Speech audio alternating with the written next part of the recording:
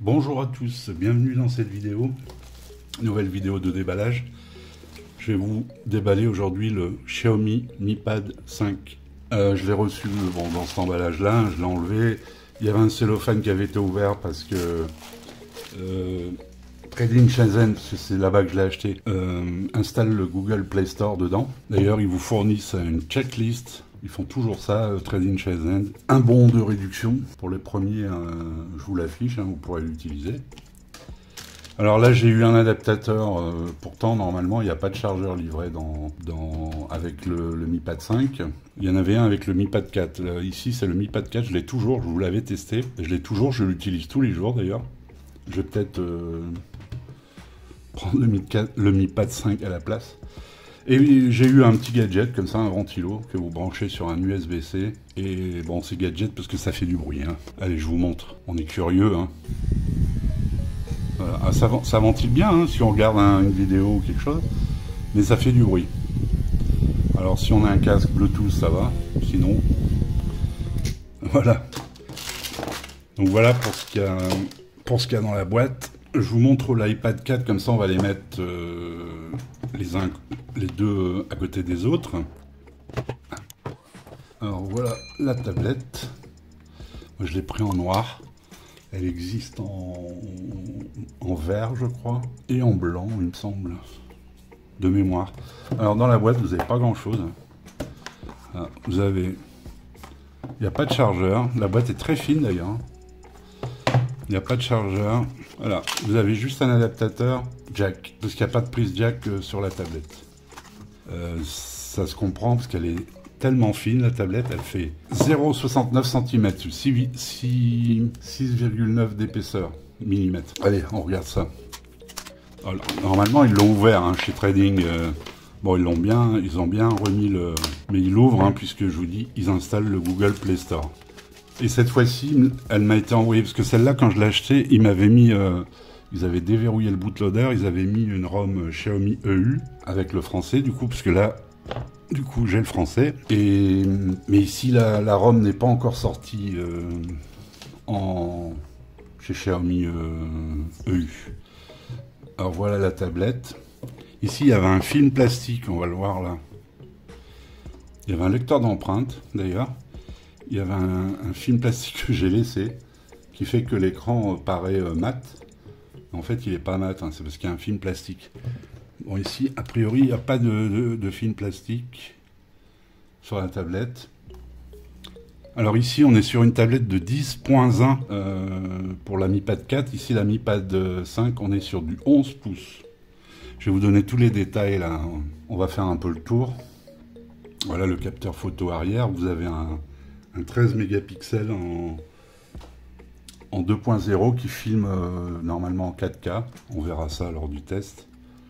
Bon, a priori, ça prend quand même un peu les traces de doigts. Bon, devant, c'est normal. Donc voilà, là, on va faire le tour. Ici, c'est pour le stylet. Il vient s'aimanter dessus. J'ai pas pris le stylet, j'ai pas pris le clavier non plus, parce que vous avez ici les bornes pour le clavier aimanté. Un peu comme les iPad Pro. J'ai pas pris parce que ça faisait 200 € en plus. Parce que là, la tablette m'a coûté 337 €. Sans les frais de port. Les frais de port, vous avez 15 € de frais de port, je crois. Sur Trading Shenzhen. Donc ici, le volume plus-moins. Ici, le bouton power. Et 4 haut-parleurs. De chaque côté, et dessous les connecteurs magnétiques pour la tablette. Alors ce qu'il y a de bien, c'est que si moi le stylet, j'en ai pas l'utilité, la tablette non plus. Pour ce que je fais avec cette tablette, je regarde beaucoup de vidéos. J'ai un support sur pied, donc dans ma chambre, je regarde la télé, les vidéos, quand je suis dans mon lit. Pas besoin de stylet. Bon, j'aurais aimé vous le tester, mais là, 200 € pour ma petite chaîne modeste, ça faisait un peu beaucoup. Alors je vais essayer de vous les mettre les deux l'un à côté de l'autre. Bon, je vais l'allumer quand même. Ah oui, elle était déjà allumée puisqu'ils ont mis le...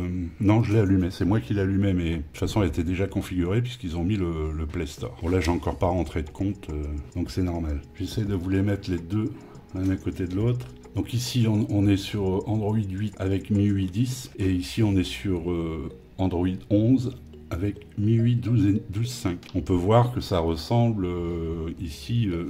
C'est une ROM qui est vraiment adaptée au multitâche, tout ça. On peut ouvrir plusieurs fenêtres, etc.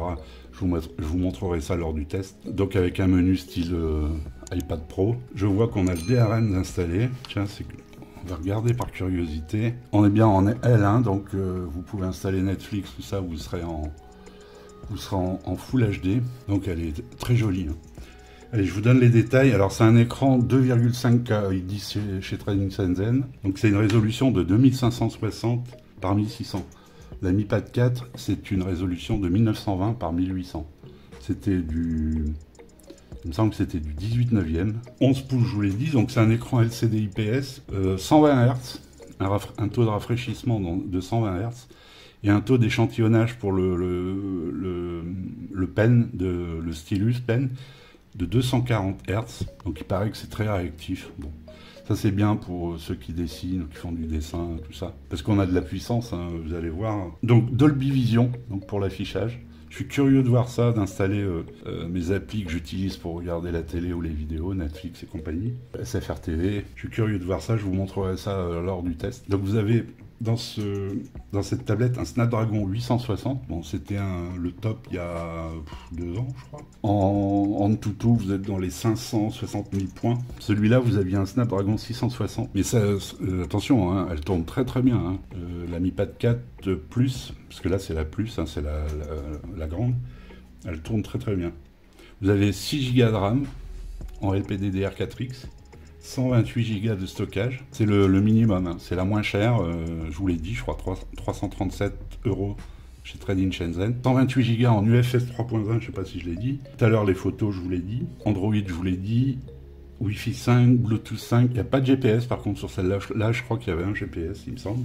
Une batterie de 8700 mAh. Là, c'était à peu près équivalent, 8600 et des brouettes. Donc 4 haut-parleurs, je vous l'ai dit. Bon, c'est fait en alu, hein, c'est qualitatif, c'est vraiment... On croirait vraiment...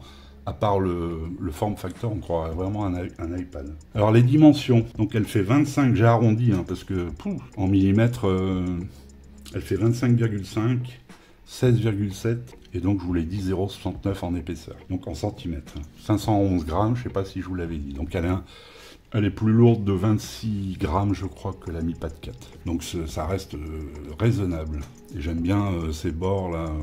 Enfin, elle fait vraiment classe, quoi. J'ai hâte de tester tout ça. Alors bon, c'est une ROM, parce qu'elle n'est pas vendue officiellement en France. Donc c'est pour ça que je l'ai acheté chez Trading. Je crois que maintenant on peut la trouver aussi chez Banggood, ou sinon chez Geek Buying. Je vous mettrai les liens. S'ils sont moins chers chez Banggood, je vous mettrai le lien. Alors là, je voulais préciser, c'est la Mi Pad 5, donc boîte blanche. Par contre, il existe la Mi Pad 5 Pro, ce sera une boîte noire et vous aurez dedans un Snapdragon 870. Vous aurez 8 Go de RAM, il me semble, en LPDDR5. En photo, vous avez 2 capteurs derrière. Vous avez 8 HP, je crois, au lieu de 4. De mémoire, il me semble que c'est à peu près tout. Non, il n'y a pas de lecteur d'empreinte, ni sur celle-là, ni sur la Pro. La reconnaissance faciale, oui. Bon, au cas où j'oublie des choses, je vous en parlerai lors du test si... après, ça dépend de l'utilisation. Si vous avez une utilisation comme moi, c'est pour ça que je l'ai pris. Et puis, j'aurais pas pu me permettre de toute façon de prendre un Pro. Là, on tourne dans les 400, 500 € selon le stockage, etc.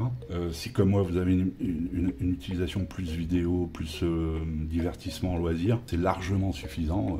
Plus que suffisant, parce que là, celle-là, elle me suffisait. Alors qu'elle est moins performante sur le papier, en tout cas. Et la Pro, je veux dire, avec le stylus, avec le clavier, peut-être pour faire peut-être un peu plus de bureautique, voire du dessin. Enfin, en tout cas, les stylus et les claviers sont compatibles avec les deux modèles Pro ou pas Pro. Je suis impatient de configurer tout ça, puis de commencer à m'amuser avec. Et puis, de vous faire un test, de vous montrer ce qu'on peut faire avec...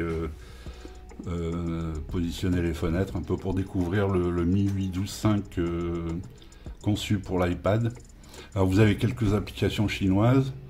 Bon, je vous l'ai dit, vous voyez, par exemple, ici, je peux désinstaller. Je vous l'ai dit, c'est une version CN, comme on appelle. Donc dès qu'il y a une ROM Xiaomi EU, je déverrouillerai le bootloader et je mettrai la ROM française. Sinon, vous le mettez en anglais. Si vous maîtrisez un peu l'anglais, je veux dire, vous n'aurez pas trop de pas trop de soucis.